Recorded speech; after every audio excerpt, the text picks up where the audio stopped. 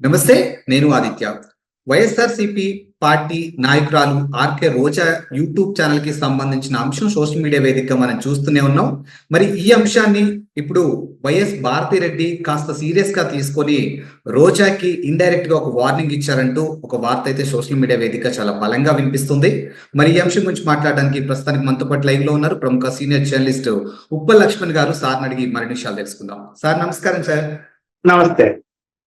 RK రోజాకి సంబంధించినటువంటి YouTube channel వ్యవహారం social media వేదికగా మనం చూస్తూనే ఉన్నాం. మరి ఈ అంశంలో వైఎస్ భారతిరెడ్డి ఇన్వాల్వ్ అయి రోజాకి ఒక వార్నింగ్ ఇచ్చారన్నట్టు ఒక వార్త అయితే వినిపిస్తూ ఉంది. మరి దీన్ని ఏ విధంగా చూడొచ్చు? ఇందులో ఎంతవరకు వాస్తవం ఉంది, ఎంతవరకు అవాస్తవం ఉంది? ఇప్పుడు తిరుపతి లడ్డు కల్తీ విషయంలో ఆమె తన యొక్క సొంత యూట్యూబ్ ఛానల్లో ఆమె అభిప్రాయ సేకరణ అడిగింది.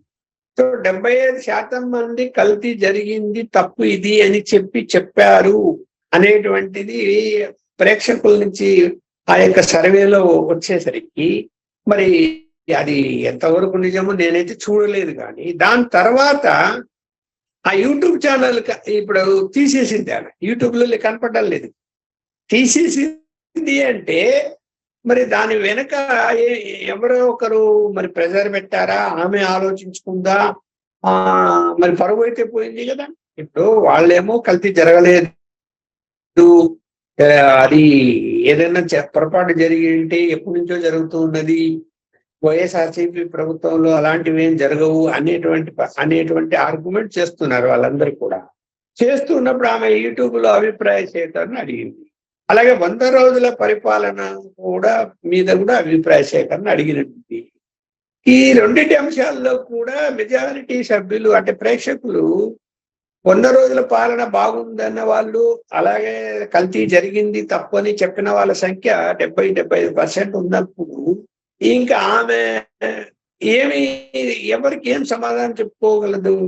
నువ్వు అసలు ఎందుకు అడిగావు? అక్కడ ఎవరికి చెప్పి అడిగావు? ఇప్పుడు ఆమె పార్టీలో ఉంది, మాజీ మంత్రి, వైఎస్ఆర్సీపీలో ఉంది. ఉన్నప్పుడు ఈ రెండు అంశాలు చాలా ఇంపార్టెంట్. పార్టీ అనుమతి లేకుండా ఆమె సొంతంగా అభిప్రాయ సేకరణ అడగడానికి అవకాశం ఉండదు. మరి పార్టీ అభిప్రాయం తీసుకోలేదేమో. తనేదో ఆమె ఎందుకు పెట్టుకుంటే ఆ యూట్యూబ్ ఛానల్ అంటే తను ఏదైనా చెప్పాలనుకుంటే తను అందులో తన అభిప్రాయాలు వ్యక్తం చేయడానికని పెట్టుకుంది, అంతే కదా. ఎవరైనా సొంతంగా ఒకటి పెట్టుకున్నారు అంటే వాళ్ళ యొక్క అభిప్రాయాలు వ్యక్తం చేస్తూ ఉంటారు. ఎందుకు? ఇవాళ ఎలక్ట్రానిక్ మీడియా కానీ, సోషల్ మీడియాలో కానీ, యూట్యూబ్లో కానీ ఎవరైతే కెమెరాల్లో తీసుకున్న తర్వాత అన్ని అంశాలు కాకుండా కొన్ని అంశాలు మాత్రమే, అంటే సెన్సేషనల్ కోసము ఎవరికి వాళ్ళు ప్రసారం చేస్తున్నారు. అలా అనకపోయినా ఆ ఒక లాస్ట్ చివరి ముక్క దగ్గర కట్ చేస్తే అది వేరే మీనింగ్ వస్తుంది. అలా తయారు చేసి పెడుతున్నాం. దానివల్ల ఏంది? సొంతం మనం యూట్యూబ్ ఛానల్ పెట్టుకుంటే మనం చెప్పే అభిప్రాయం కరెక్ట్ గా ఉంటుంది అనేటువంటి ఉద్దేశంతో కొంతమంది అలా మాట్లాడుతున్నారు, పెట్టుకున్నారు. ఆమె గారు చాలా మంది ఆ విధంగా వాళ్ళ యొక్క అభిప్రాయాలు వ్యక్తం చేస్తున్నారు. తప్పేం లేదు. కానీ ఇక్కడ ఆమె పార్టీలో ఉంది కాబట్టి పార్టీకి సంబంధించిన అంశాలు ఇవి. 100 రోజుల ఎన్డీఏ కూటమి పాలన అంటే అది పార్టీకి సంబంధించిన అంశం కదా. అలాగే లడ్డు విషయంలో ఇప్పుడు పార్టీ సమస్య ఎదుర్కొంటున్నది, ఆరోపణలు ఎదుర్కొంటున్నది, వైఎస్ఆర్సీపీ గవర్నమెంట్ లోనే ఇట్లా జరిగింది అని. కాబట్టి ఈ రెండు పార్టీ యొక్క ప్రభావాన్ని చూపించేటివి. అందువలన అలా రివర్స్ అయ్యేసరికి మరి భారతి గారు దండించారో, జగన్మోహన్ రెడ్డి గారు దండించారో ఆ వార్తలు అయితే ఊరికి వస్తున్నాయి. కానీ మనమైతే ఖచ్చితంగా ఎవరు దండించారు, నువ్వు ఎందుకు ఇలా చేస్తున్నావు అని మనము సమాచారం లేనప్పుడు చెప్పలేము. కానీ చెప్పు, ఎందుకంటే ఆమె మహిళ కాబట్టి జగన్మోహన్ రెడ్డి గారు ఆమెనేం అనలేక భారతి గారు ఏమైనా మాట్లాడి ఉండవచ్చేమో, అవకాశం కూడా ఉంది. ఎందుకు నువ్వు ఇలాంటి పని చేస్తున్నావు అని. అంటే కొన్ని అంశాల్లో భారతి గారు కూడా ఇన్వాల్వ్ అవుతుంటారు అప్పుడప్పుడు అని వార్తలు వస్తున్నాయి. ఈవెన్ ముఖ్యమంత్రిగా జగన్మోహన్ రెడ్డి గారు ఉన్నటువంటి సమయంలో కూడా కొన్ని అంశాల్లో ఆమె ఇంటర్ఫీర్ అవుతున్నది అనేటువంటి వార్తలు అప్పట్లో వచ్చాయి. ఇప్పుడు పార్టీ వ్యవహారాల్లో కూడా ఆమె ఏమైనా ఇంటర్ఫీర్ కావాలనుకుంటున్నదేమో. అలా ఇంటర్ఫీర్ కావాలని అనుకున్నప్పుడు ఖచ్చితంగా ఆమె ఈమె మహిళ కాబట్టి మాట్లాడి ఉండవచ్చేమో అని అనుకుంటున్నాం. ఎందుకంటే ఆ వార్తల్లో నిజమా కాదా అన్నది మనం చెప్పలేకపోయినా కూడా డైరెక్ట్ గా జగన్మోహన్ రెడ్డి గారు ఇప్పుడు ఏదైనా ఒక మాట సీరియస్ గా మాట్లాడాలి అంటే ఆమె మహిళ కాబట్టి సీరియస్ గా ఇతను మాట్లాడలేకపోవచ్చు ఆమెతో. అందువలన భారతి గారు అయితే సీరియస్ గానే మాట్లాడే అవకాశం ఉంటది. ఎందుకు ఈమె మహిళ ఆమె మహిళ కాబట్టి. ఇక్కడ మాట్లాడి ఉన్నారేమో అనేటువంటిది సందేహం మనకు కూడా కలుగుతుంది. ఖచ్చితంగా అయితే చెప్పలేము. సార్, ఇప్పుడు ఏదైతే ఈ అంశం రోజా తీసుకొచ్చినటువంటి అంశం ఏదైతే ఉందో, మరి ఇంపాక్ట్ అనేది అసలు వైఎస్ఆర్సీపీకి ప్రజల్లో అంత మంచి లేదు కాబట్టి ఈరోజు 11 స్థానాలకు పరిమితం చేశారు అనే అంశం మనం చూసాము. ఇప్పుడు ఈ ఇంపాక్ట్ అనేది మళ్ళీ పార్టీ మీద ఇంకేమైనా ఉండబోతుంది అసలు? ఇప్పుడు ఆ ఎన్నికల సమయంలో ప్రభుత్వం మీద వ్యతిరేకత ఏదైతే ఉందో సైలెంట్ ఓటర్స్ వాళ్ళ సమాధానం చెప్పారో అది అయిపోయింది. ఇప్పుడు కూడా ఎప్పుడైతే ఈ యొక్క లడ్డు కల్తీ విషయం జరిగిందో దానికి తోడు జగన్మోహన్ రెడ్డి గారి ఫ్యామిలీ క్రిస్టియన్స్ కాబట్టి ఇంకా ఎక్కువ చర్చకు దారి తీసింది ఆ అంశం. ఏమో తనకు తెలిసినా కూడా నిర్లక్ష్యం చేశాడేమో, ఆ హిందూ మతాన్ని అవమానపరచాలని చేశారేమో.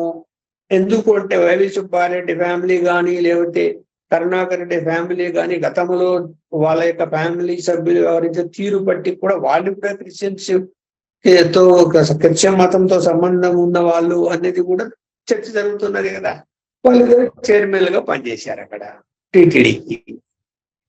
అందువలన ఇక్కడ ఈ జగన్మోహన్ రెడ్డి గారు వచ్చిన తర్వాతనే కదా హిందూ మతం మీద అతనికి విశ్వాసం ఉంటే నిజంగా ఇలా ఎందుకు చేస్తాడు, ఇలా క్రిస్టియన్స్ అంటే క్రిస్టియన్ మతంతో హెరిడిటీస్ అంటే ఉన్నటువంటి వాళ్ళ వ్యక్తులను ఎందుకు నియమిస్తాడు, వాళ్ళ ఫ్యామిలీ మెంబర్స్ క్రిస్టియన్ మతంతో సంబంధాలు ఉన్నప్పుడు వాళ్ళను టీటీడీ బోర్డు చైర్మన్ గా ఎందుకు నియమించారు అన్నది ఒక జనంలో చర్చ అయితే వచ్చింది, రాకుండా పోలేదు. అందువలన దాన్ని సరిదిద్దుకునేటువంటి ప్రయత్నం చేయాలి అంటే అందుకని పిలిపించారని చెప్పే కదా.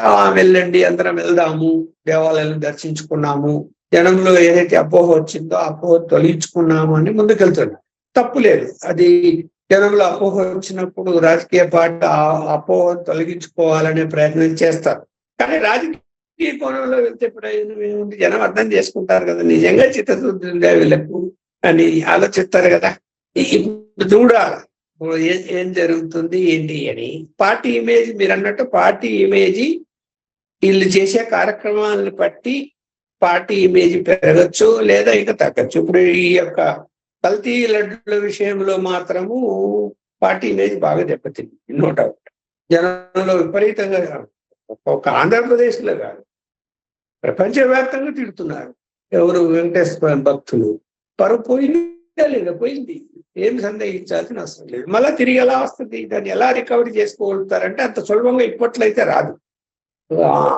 ఆ చిత్తశుద్ధి ఏదో వాళ్ళు నిరూపించుకోవాలి రాబోయే కాలం. అలాగే ఇప్పుడు ఇన్వెస్టిగేషన్ జరుగుతున్నది దాని మీద, కల్తీ మీద వాస్తవాలు బయటకు వచ్చాయి అనుకోండి, అందులో ఇంకా ఇలా ఎవరైనా పెద్దల జోక్యం ఉంది అనేది వచ్చింది అనుకోండి బయటికి, ఇంకా పార్టీ మీద దెబ్బతింటది కదా. వాళ్ళకి తెలియకుండా జరిగాయి, ఎవడైతే నెయ్యి సరఫరా చేస్తున్నారో వాళ్ళు ఆ విధంగా కల్తీ చేసి మోసం చేస్తే అది వేరే విషయం, అది వారి మీద చర్యలు తీసుకుంటారు. కానీ అందులో దురుద్దేశంతో ఏమైనా ఆదేశాలు ఇచ్చి అలా చేయించి ఉంటే ఒకవేళ ఆ విషయం బయటకు వచ్చింది అనుకుంది, అందులో ఒకవేళ వైఎస్ఆర్సీపీ వాళ్ళ పాత్ర ఉందంటే ఇంకా పొరపోతుంది కదా. దుమ్మెత్తి వస్తారు జనాలు ఊరుకుంటారా? మరి పొద్దున లోకల్ వాడి ఎన్నికలు వస్తే వాళ్ళు ఏ విధంగా ఫేస్ చేయగలుగుతారు? ఫేస్ చేయలేరు, ఇబ్బంది పడతారు.